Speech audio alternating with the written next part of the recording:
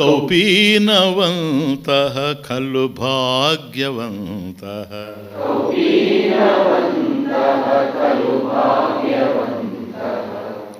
దీంట్లో 3. స్వానంద భావే పరితుష్టిమంతః. స్వానంద భావే పరితుష్టిమంతః.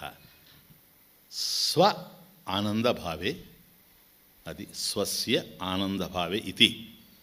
స్వానంద భావే, స్వ ఆనంద భావే, స్వస్య, అది ఇంకొక దాంట్లో ఉండే ఆనందం కాదు, ప్రపంచంలో ఉండే ఆనందం కాదు. స్వస్య, తన స్వరూపమే.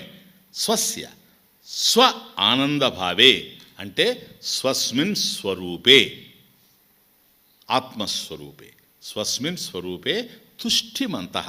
స్వస్య ఆనంద భావే పరితుష్టిమంతః. పరితః తుష్టిమంతః, అది సంపూర్ణంగా పరితుష్టి. తుష్టి పరితుష్టి, పరితః తుష్టి, పూర్ణమైనటువంటి ఆనందం. కాబట్టి అటువంటి ఆనందం ప్రపంచంలో ఎక్కడా లేదు, మనసులో కూడా లేదు. మనసు లేనప్పుడు కూడా నువ్వు ఉన్నావు, పూర్ణానంద స్వరూపంగా నువ్వు ఉన్నావు. కనుక ప్లీజ్, ఆత్మ ఏదైతే ఉందో, సచ్చిదానంద స్వరూపం అనేటువంటి ఆత్మ ఏదైతే ఉందో అదే నీవు గనక. కాబట్టి నువ్వు అనుభవించి ఇక్కడ జీవన్ముక్తుడు, భాగ్యవంతుడు, జ్ఞాని, మహాజ్ఞాని, బ్రహ్మనిష్ఠుడు ఏమనుభవిస్తున్నాడండి అని అంటే మహానందాన్ని అనుభవిస్తున్నాడు. దేని నుండి అనుభవిస్తున్నాడు? నో, తానే ఆనంద స్వరూపుడై ఉన్నాడు. స్వానంద భావే, స్వస్య ఆనంద భావే, స్వస్మిన్ స్వరూపే ఆత్మస్వరూపే ఇది. స్వస్య ఆనంద భావే పరితః తుష్టిమంతః.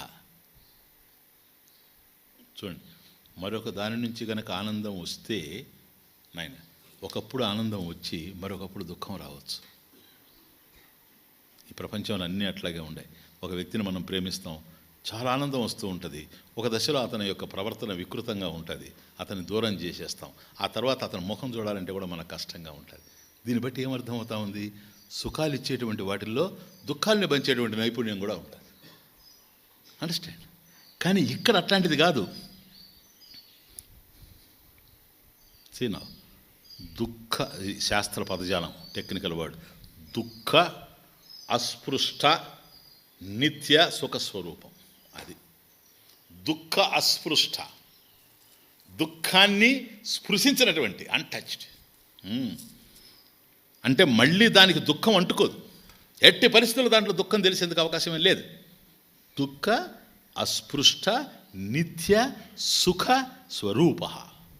చూచారా? ఇది ఆత్మానంద స్వరూపం. ఇప్పుడు ఒక్కసారి మీరు ఆలోచించుకోండి, మన అనుభవం ఎట్లా ఉందో. ఈ ప్రపంచంలో అనేకమైనటువంటి సుఖాలు మనం పొందాం, అనేకమైనటువంటి ఆనందాలు పొందాం. అవి ఏ విధమైనా కావచ్చు. కానీ ఒక దశలో ఆ ఆనందాల్లో మనం దుఃఖాన్ని కూడా రుచి చూచాం. అవి ఇష్టమైన. ఇప్పుడు బిడ్డ దుర్మార్గుడై ఉంటాడు, కానీ వాడు చచ్చిపోతే తల్లిదండ్రులు ఏడుస్తారు. వాడు దుఃఖపెట్టాడని అనుకోరు బిడ్డని కదా. ఇంకో చాలా సుఖపెట్టిన బిడ్డ ఉంటాడు, వాడు చచ్చిపోతే కూడా ఏడుస్తారు. వాడు చచ్చిపోయినప్పుడు ఏమని ఏడుస్తారు తెలుసా? ఏ రోజు మమ్మల్ని కష్టపెట్టలేదండి, ఏ రోజు మమ్మల్ని కష్టపెట్టలేదు. ఎంత ఆలోచించినా కూడా అందరి బిడ్డలు కష్టపెట్టారు, కానీ ఈ బిడ్డ కష్టపెట్టలేదు. కష్టపెట్టిన వాళ్ళంతా ఉండారు, వీడొక్కడే పోయినాడు అంటారు. తమాషా ఉండాడు. వాస్తవం అదే. అందరికన్నా వీడే ఎక్కువ కష్టపెడతా ఉంటాడు. ఎక్కువ సుఖపెట్టాడు కనుక ఈక్వల్ మెషర్లో దుఃఖ పెడతా ఉన్నాడు సార్. కనుక ఏవేవైతే మనకు సుఖ కారణాలుగా తెలుస్తున్నాయో, సుఖహేతువులుగా తెలుస్తున్నాయో, మనల్ని సుఖపెడుతూ ఉన్నాయో, అవే దుఃఖ పెడుతూ ఉన్నాయి. కానీ ఇది మాత్రం దుఃఖ అస్పృష్ట నిత్య సుఖ స్వరూప. దుఃఖమే కనపడదు అసలు, దాని ఛాయ లేదు, కేవలం సుఖమే. అది స్వానంద భాగం. అందువల్ల తుష్టిమంతః కాకుండా పరితుష్టిమంతః, పరితః తుష్టిమంతః, పరిపూర్ణమైనటువంటి ఆనంద స్వరూపుడుగా ఈ ప్రపంచంలో ఉండాడు. కాబట్టి స్వానంద భావే పరితుష్టిమంతః. ఎవరు? భాగ్యవంతః కౌపీనవంతః అపి జీవన్ముక్తః మహాజ్ఞాని ఇంత ఆనందంగా ఉన్నాడు. కాబట్టి ప్రపంచంలో ఎందుకు కౌపీనవంతః అనాల్సి వచ్చింది చూడండి. ఎవరెవరికి ఏమేమి ఉన్నాయో ఏమీ లేవు, కేవలం కౌపీనం. కౌపీనం ఉండేటువంటి వాడు భాగ్యవంతులని ఎవడు చెప్పడు. గోచిపెట్టుకునేవాడు భాగ్యవంతులని ఎవడు చెప్తాడు? కానీ భాగ్యవంతుడిగా కనపడతా ఉన్నాడు. ఈ భాగ్యం గోచి మీద ఆధారపడింది కాదు, వస్త్రం మీద ఆధారపడింది కాదు, ధనం మీద ఆధారపడింది కాదు, భోగభాగ్యాల మీద ఆధారపడింది కాదు, కేవలం ఆనందానికి సంబంధించిన విషయం కనుక స్వానందభావే స్వస్య ఆనందభావే స్వస్మిన్ స్వరూపే ఆత్మస్వరూపే పరితుష్టిమంత అంత ఆనందాన్ని పొందాడు గనక ఇటువంటి ఆనందం ఆ ఒక్క వ్యక్తి దగ్గర తప్ప ఇంకెక్కడ లభ్యం కాదు. అదే మనం అడిగేది. నాయన ప్లీజ్ అండర్స్టాండ్, మనం ఆశించేది తెలుసో తెలియకో అది ఆనందాన్ని ఆశిస్తున్నాం కనుక ఎన్ని జన్మలెత్తినా ఇప్పుడు మనకి ఈ జన్మ తెలుస్తూ ఉంది. గతంలో కొన్ని వేల జన్మలు నడిచిపోయినాయి, ఇంకా మళ్ళీ ఇట్లాగే ముందు కూడా పోతాయి. ఇది తెలియనంత వరకు, ఇది తెలుసుకొని తృప్తి చెందిపోతే ఇక జన్మ లేదు.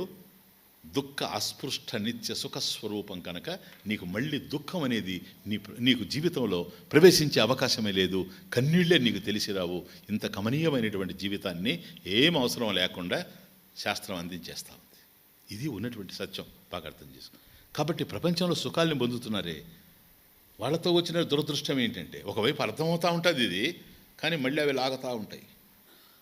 ఇవి వాసనలు. ఈ వాసనలు ప్రగాఢంగా పట్టుకొని ఉంటాయి. కేర్ఫుల్గా ఉండాలి. ఇవి మనల్ని తేల్చేటివి కాదు, ముంచేటివి. వాటిని వదులుకోమని ఎవరు చెప్పడం లేదు, కానీ అభిస్నేహం మంచిది కాదు. ఎందుకని తెలుసా? ఆ తర్వాత కన్నీళ్లు మనయే, ఇతరులకి సంబంధం లేదు. మనకు సంబంధించిన విషయంలో ఇతర కన్నీళ్లు గార్చరు. ఎవరెవరికి సంబంధించిన కన్నీళ్లు వాళ్ళ కళ్ళల్లోనే ఉన్నాయి, వాళ్ళు కురిపించడం కోసమే ఉన్నాయి. ఆ పరిస్థితి కాకుండా యథార్థాన్ని అంగీకరిస్తూ పోవాలి. అన్నీ ఉన్నాయి, అభిస్నేహం అనవసరం. ఇప్పుడు అన్ని ఎటువంటి తల్లి ఆయనకి? ఆ తల్లిని వదులుకొని వచ్చాడు. నా తల్లి కూడా తక్కువైంది కాదు, నేను వదులుకొని వచ్చాను. ఆయన తల్లి ఏం తక్కువైంది కాదు. ఆయన తల్లి తక్కువైంది అయితే ఆమెకి ఆలయం కట్టాడు ఆయన. మాతృభూతేశ్వరాలయం అని రమణాశ్రమంలోనే ఉండదు. అంత స్థాయి కలిగినటువంటి వాళ్ళు. కానీ అభిస్నేహం అవసరం లేదు. అందుకని ఏ సత్యాన్నైతే మనం దర్శించాలనుకుంటున్నాం, స్వానందభావే పరితుష్టిమంత కనుక జన్మనిచ్చిన తల్లికి నమస్కారం. మళ్ళీ అవసరమైతే ఆమె పోయే రోజు వచ్చి కనపడతాంలే అని అంత త్యాగం చేసి సమ్యక్ న్యాస ఇది సన్యాస శ్రవణం కుర్యాత్, సన్యాస శ్రవణం కుర్యాత్, సన్యసించి శ్రవణం చేయడం. తల్లిని వదిలిపోయి జ్ఞానం కోసం తిరిగి జ్ఞానాన్ని పొందాడు. తల్లి చివరి దశలో ఆ రోజు వెళ్ళి కర్మ చేసి వచ్చాడు. ఆయన పాదాలు నమ్ముకున్న దానికో ఏమో తెలియదు. నేను అట్లాగే తల్లిని వదిలిపెట్టి వెళ్ళాను. మళ్ళీ నేను ఏ రోజు అయినా వస్తానని చెప్పాను, ఊరికే అన్నాను ఆమెను తృప్తిపరచడానికి. కానీ నేను ఉదయం పోయాను, సాయంత్రం ఆమె చనిపోయింది, నా చేతుల్లో పోయింది. నేను అనుకుంటున్నా, నిష్కళంకంగా ప్లీజ్ నిర్మలంగా ఎవరు ఏ గురువుని అనుసరిస్తారో వాళ్ళ పాదముద్రలే వీళ్ళకి దారిదీపాలుగా ఉంటాయి అని నా వ్యక్తిగతమైనటువంటి జీవితంలో నేను చూసినటువంటి వాడిని. ప్లీజ్. కాబట్టి ఎన్ని సుఖాలు మనకు ఉండినా ఆ అల్ప స్వల్ప సుఖాల కోసం బ్రహ్మానందాన్ని పణంగా పెట్టకూడదు. ఎప్పుడు వెరీ ఇంపార్టెంట్. ఎప్పుడేమైనా జరగచ్చు, ఏం చేశామని, ఎంత సాధన జరిగిందని. ఇప్పుడు సంసారాన్ని తల మీద ఎత్తుకొని మోయడానికి ఉండని, సంసారాన్ని వదిలిపెట్టమని ఎవరు చెప్పారు? వాళ్ళని తృప్తిపరచండి. ఎంతవరకు ఉండాలి అంతవరకు. అభిస్నేహాలు వద్దు. అవి వాటి వల్ల ఏమైపోతుంది తెలుసా? ఈ సుఖాన్ని మనం పొందలేకపోతాం. ఎవరినైనా సరే ఈ ప్రపంచంలో ప్రశ్నించండి, మీరు సుఖం లేదని తెలిసిపోద్ది అంతే. ఎవరినైనా ప్రశ్నించండి. ఇంకా దేనికి సార్? దుఃఖాన్ని వాటేసుకోవడానికే. అయ్యా నువ్వు సుఖంగా ఉండవా అని ప్రశ్నించు చూడు, చెప్తాడు. నేను సుఖంగా ఉన్నాను. అవునా? అది ఉంటే ఇంకా సుఖంగా ఉంటాను. మరొక దాన్ని గుర్తు చేసే సుఖం ఒక సుఖమే కాదు. Please understand. సుఖం అనేది అందువల్ల స్వానందభావే పరితుష్టిమంత. ఆ పరితః అని ఎందుకు అంటున్నాను అంటే, ఈ సుఖాన్ని అనుభవించిన తర్వాత రెండవ సుఖం నీ మనసులో చెలించదు సార్, కదలదు. కానీ ఈ ప్రపంచంలో ఎన్ని సుఖాలు అనుభవిస్తుండినా ఇది ఉంది అనే సుఖం కన్నా అది లేదు అనేటువంటి ఆవేదనే, నిస్పృహ, నిరాశ ఇవన్నీ చోటు చేసుకొని వస్తున్నాయి. అందువల్ల మళ్ళీ సుఖం కావాలి కనుక మళ్ళీ ఇంకో కర్మ చేసి మళ్ళీ సుఖాన్ని పొందుతాడు. చర్విత చర్వణం.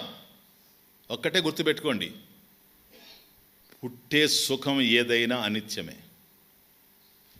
సరేనా? పుట్టే సుఖం ఏదైనా అనిత్యమే. నీకు గనక ఈరోజు సాయంత్రం నీ ప్రయత్నం వల్ల గనక సుఖం పుట్టిందే, రేపు పోతుంది.